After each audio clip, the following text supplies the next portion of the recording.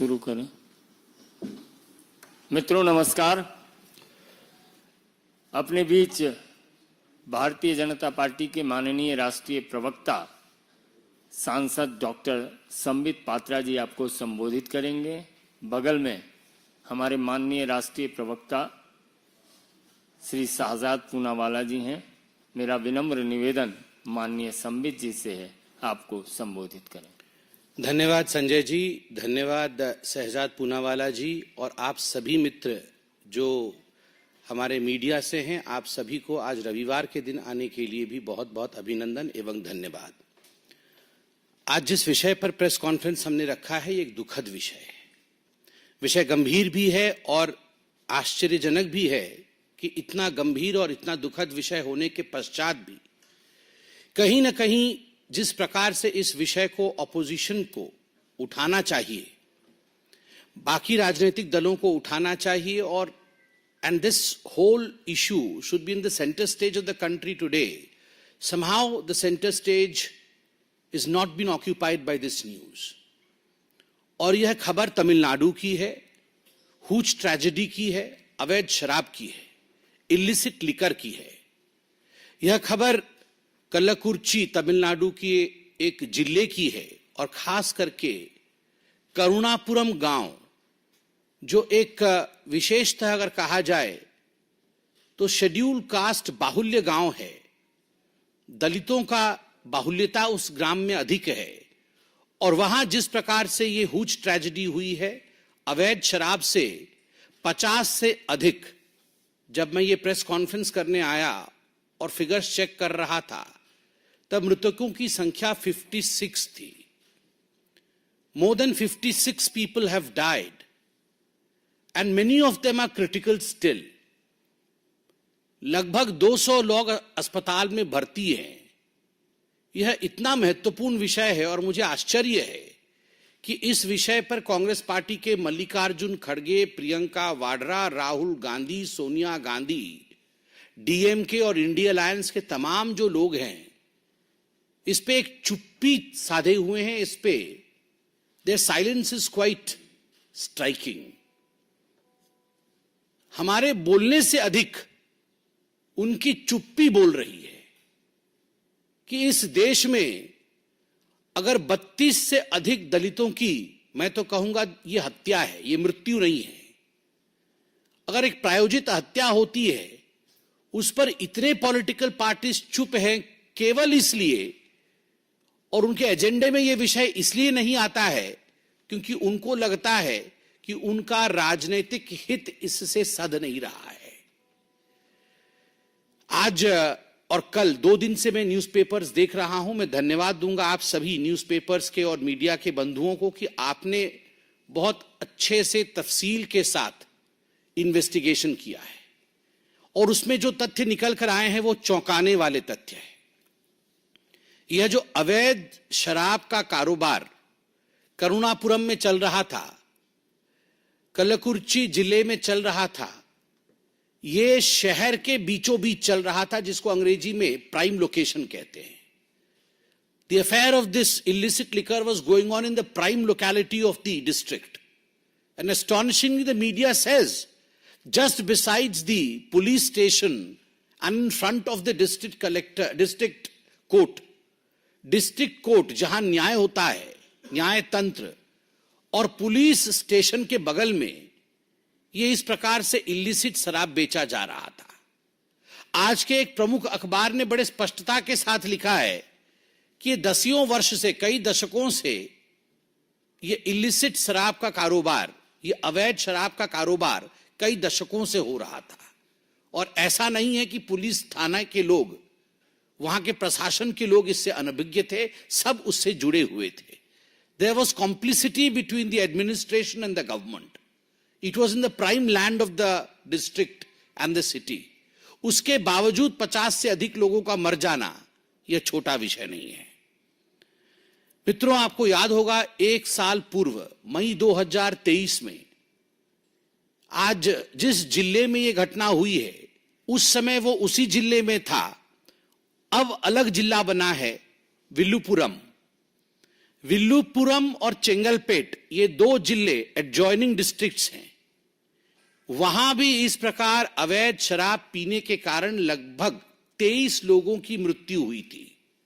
उस समय एक कमेटी बनाई गई थी, सीबीसीआईडी को जांच सौंपा गया था।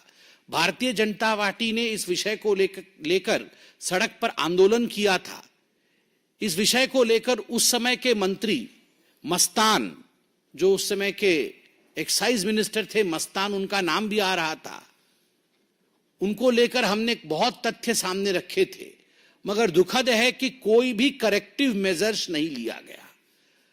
If some corrective measures would have been taken from the year last, then probably we would have been able to save the people, the innocent lives which are lost this time.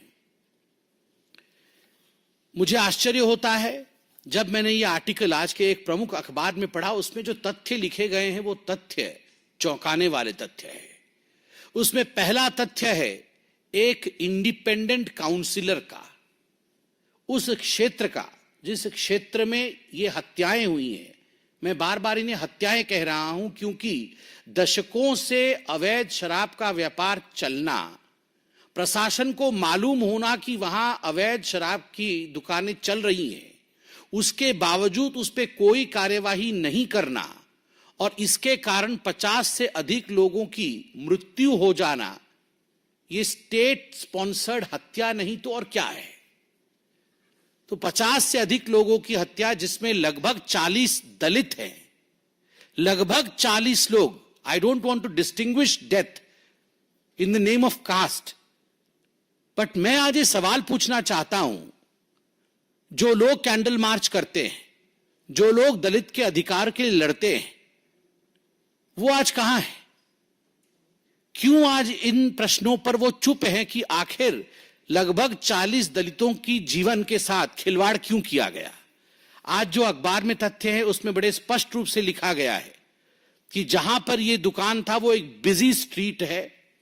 इसमें पूरा ward number और corporation को marking करके कहा गया है, municipal corporation ward 7, 8, 9 in Karunapuram, where most residents are from the scheduled caste, bore the brunt of the tragedy, witnessing more than 32 deaths.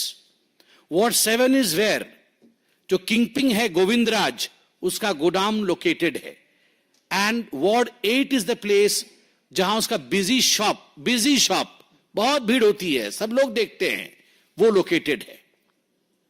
और सबसे बड़ी बात है यहां पर आप देखिए कि यहां पर वो कहते हैं कि जो गोविंदराज है, जो इसका किंगपिंग है, उसके घर के फोटो को, तस्वीर को मीडिया में दिखाया गया था। उसके घर के बाहर डीएमके के स्टिकर्स लगे हुए हैं और घर के अंदर भी डीएमके के स्टिकर्स लगे हुए हैं। Just imagine the kingpin probably belongs to DMK. I am using the word probably because investigations are on. I don't want to declare anything before the investigation pronounces who the culprit is. But I have complete faith on the media. Media का जो ये investigation आया है और media ने जो दिखाया है कैमरे में, the camera does not lie.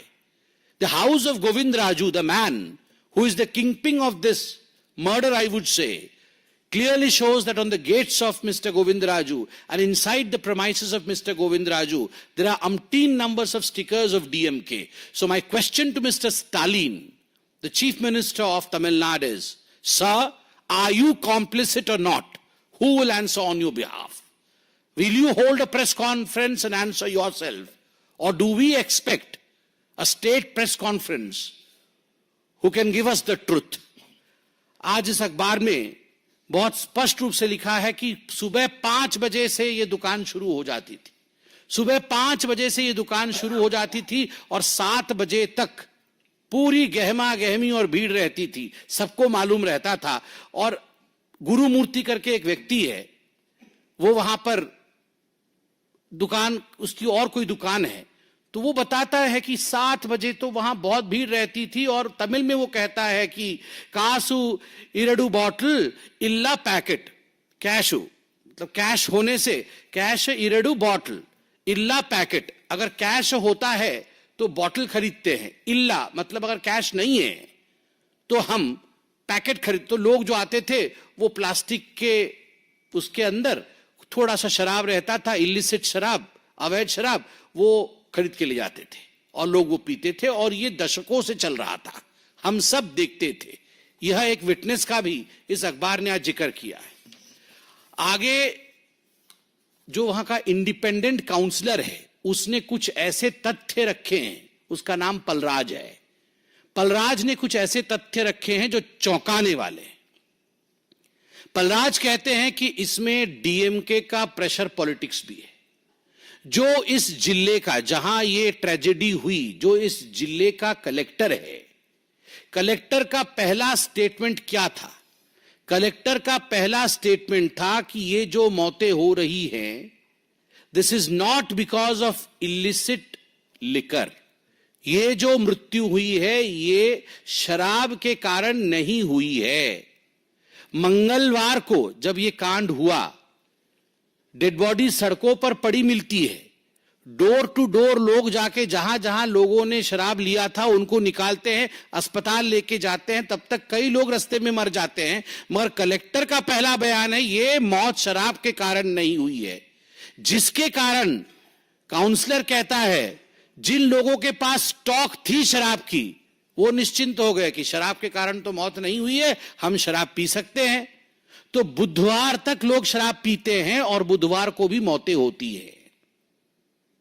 आप सोचिए अगर कलेक्टर सही कह देते कि अभी आप शराब के कारण मौतें हुई हैं और जहां शराब बिक रहा है हम उस पर रेड कर रहे हैं, कोई भी इलिसिट शराब को हाथ ना लगाए क्योंकि शराब पीने से ही मौतें हुई हैं, तो कई जानें बच जाती। मगर ये इंडिपेंडेंट काउंसलर कह रहा है, बहुत स्पष्ट रूप से कह रहा है कि आखिर कलेक्टर ने ऐसा बयान क्यों दिया? कलेक्टर ने बयान ऐसा इसलिए दिया क्योंकि अगले दिन असेंबली थी, अगले दिन विधानसभा का शुरू होना था, और इसलिए आकाओं ने, डीएमके के बड़े नेताओं ने, शायद चीफ मिनिस्टर ने खुद कलेक्टर को फोन करके कहा कि आप इस प्रकार का बयान दीजिए। हम ये तथ्य जानना चाहते हैं कि वाकई, क्योंकि ये सुनने में आ रहा है, कलेक्टर के ऊपर कौन होता है? चीफ सेक्रेटरी, चीफ मिनिस्टर, यही होते हैं। और अगर प्रशासन कलेक्टर को फोन करके कहता है कि कल विधानसभा शुरू हो रहा है, आप इस प्रकार का बयान दीजिए कि विधानसभा में हो हल्ला हंगामा ना हो हल्ला ना हो, then who is complicit? Shouldn't the chief minister come out with a statement or should he be silent? मुझे आश्चर्य होता है, इसमें बड़े स्पष्ट रूप से कहा गया है कि the delay and the initial denial had tragic consequences. ये जो डिले हुआ और जो इनिशियल डिनायल हुआ उसके कारण ट्रैजिक कॉन्सिक्वेंसेस हुए। Those who had stock of liquor continued to drink it, more than a dozen people died by Wednesday evening. क्योंकि कलेक्टर बार बार कह रहे थे कि शराब पीने से मृत्यु नहीं हुई है, आप डरिए मत, आप शराब पीने से नहीं मर रहे हैं। तो जिनके पास स्टॉक थी वो बुधवार को भी शराब पी रहे थे, और more than a dozen death, 12 से अधिक लोगों की मृत्यु कलेक्टर के इस डिनायल के कारण हो गई। आप सोच के देखिए आगे वहां के लोग क्या कह रहे हैं, यह भी आश्चर्यजनक है। रिकॉर्ड में रखा है न्यूज़पेपर ने कि पुलिस रेड्स होती थी, मगर पुलिस रेड होने से पहले जो लोग इसके सरगना थे, जो किंगपिन थे, उनको पहले से इंफॉर्मेशन दे दिया जाता था ताकि वो उस दिन शटर डाउन कर ले, और रेड के लिए जब पुलिस आए तो उस दिन वो नदारत रहे। बहुत स्पष्ट रूप से अखबार में लिखा गया है, even though there were usual police raids, those in the liquor trade were always informed in advance. हमेशा उन्हें एडवांस में इंफॉर्मेशन कर दिया जाता था कि आप दुकान से चले जाइए ताकि आपके ऊपर कोई कार्यवाही ना हो। किसको इंफॉर्मेशन एडवांस में दिया जाता है? हमेशा इंफॉर्मेशन उसी को एडवांस में दिया जाता है जो आपका मित्र है, जो आपका साथी है, जिसके साथ आपका सांठगांठ है। और जहां जिस जिले में यह हुआ है वहां के एमएलए का स्पष्ट कहना है कि हर बार, वो भी ऑपोजिशन पार्टी के हैं, उनका भी स्पष्ट रूप से कहना है कि हर बार विधानसभा में मैं ये विषय उठाना चाहता था मगर मुझे रोक दिया जाता था। और डीएमके के तमाम काउंसिलर से लेकर प्रशासन से लेकर बड़े मंत्री तक उन तक पैसा पहुंचाया जाता था। और जिस जिले में यह हुआ है, कलाकुरिची जिला, यह जिला, this is the strong hold of DMK, और करुणापुरम भी डीएमके का स्ट्रांग होल्ड है। कई विधायक वहां से हैं, सांसद भी उनके वहां से हैं, डीएमके से हैं। तो स्वाभाविक रूप से अपने स्ट्रांग होल्ड में एक कॉम्प्लिसिटी के माध्यम से जिस प्रकार का यह जघन्य कांड हुआ है, मैं आज सवाल पूछना चाहता हूं सोनिया जी से, राहुल जी से, स्टालिन से, ममता बनर्जी से, मल्लिकार्जुन खड़गे जी से, कि क्यों शांत है, इतना सन्नाटा क्यों है, इतने दलित जीवन चले गए। आज एक आवाज आपके मुंह से नहीं निकल रही, एक व्यक्ति इस विषय पर विषय नहीं उठा रहा, एक व्यक्ति इसके ऊपर कोई कैंडल मार्च नहीं आयोजित कर रहा, सारे शांत हैं। यही अगर किसी और राज्य में हो गया होता तो आप सोचिए आज विषय किस प्रकार से उपस्थापित किया जाता, प्रस्तापित किया जाता। कल से पार्लियामेंट आरंभ है, मैं आशा करता हूं 32 से अधिक 34-40 लगभग दलितों का जीवन गया है, उनके घर उजड़े हैं, 56 लोगों की मौतें हुई हैं, लगभग 200 लोग अस्पताल में हैं। मैं आशा करता हूं इंडिया अलायंस के लोग कल महात्मा गांधी जी के प्रतिमा के नीचे अवश्य जाएंगे, अपने बाहों पे काला पट्टी लगा के जाएंगे, वहां मौन व्रत धारण करेंगे, और मौन व्रत धारण करते हुए महात्मा गांधी जो शराब, इलिसिट शराब और शराब के मौत के खिलाफ थे, इसको अधर्म मानते थे, उनके चरणों में जाके पश्चाताप करेंगे। Gandhi ji statue is waiting for you. His principles are waiting for you, Mr. Khadge, Mr. Rahul Gandhi. And I believe that when the parliament starts tomorrow, the black band around your forearm, arm or the wrist would be for the Dalits who have lost their life because of your incompetence. And I believe tomorrow you would stand by Mahatma Gandhi ji, the father of this nation, for what you have done to this nation. Thank you, my friends. इस विषय पे कोई सवाल हो तो अवश्य पूछें।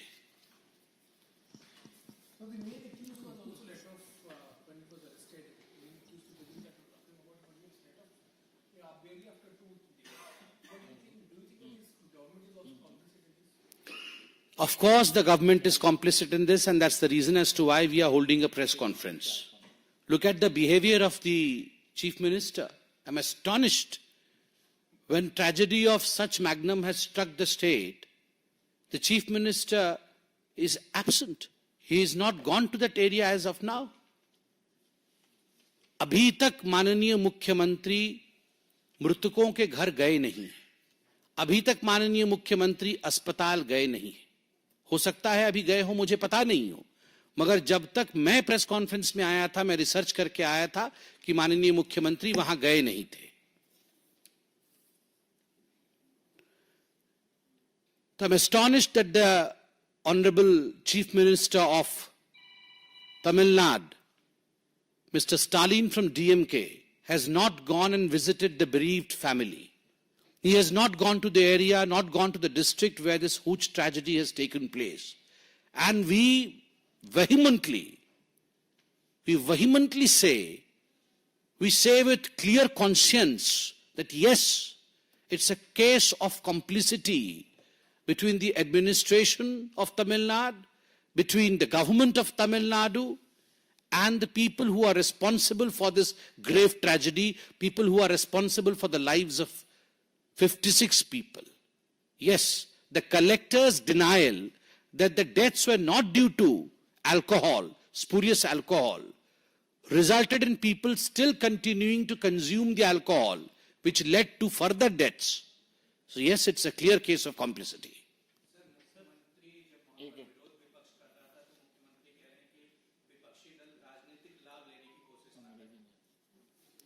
I'm astonished that the Chief Minister of Tamil Nadu, while he was questioned upon this very important question of the death of 56 people, still had the audacity, the gumption of saying that this is a question of political nature. No, sir. This is a question of human nature. Death of 56 people, and still the Chief Minister not answering questions, still the Chief Minister trying to circumvent, only means that he does not have the human touch. I'm astonished that more than 32 Dalits have died. What is the ideology of DMK party, I would like to know? Doesn't Dalit life matters for the DMK? Would they not stand for justice for the Dalits who have died in Karunapuram village in Tamil Nadu? Will he not visit their homes? Why did the collector say that in fact the deaths were not because of spurious alcohol? Who was the man behind the collector's statement? Who told the collector to say so? All these questions are pertinent and the Chief Minister has to answer. There is no escape. Absolutely no escape, Mr. Stalin. Sir excise minister अभी भी अपने पद पर बने हुए वहां पर BJP लगातार मांग कर रही है कल भी इस मंच से भी मांग की गई सीबीआई जांच की भी और एक्साइज मिनिस्टर की इस्तीफे Yes, my colleague and my friend Shehzad Poonawala held a press conference yesterday. He had put certain demands on behalf of Bharatiya Janata Party. Mr. Annamalai, our president of Tamil Nadu, has also written a letter and has put certain demands. I reiterate the demands that the Bharatiya Janata Party wants strict action against the culprits. We want a CBI investigation so that the truth comes out in open. And yes, we want the resignation of Sri Muthuswamy ji, who is the Prohibition and the Excise Minister of Tamil Nadu. And remember one thing, Thiru Muthuswamy ji is one of the closest aides of Mr. Stalin, the Chief Minister of Tamil Nadu. नहीं इसी विषय से जुड़ा हुआ कोई मुद्दा है तो ठीक है हाँ?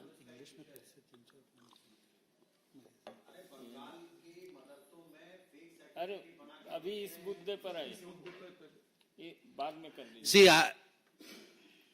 there are a number of issues going on in the country. Every issue is important. We as political parties are supposed to speak on every issue.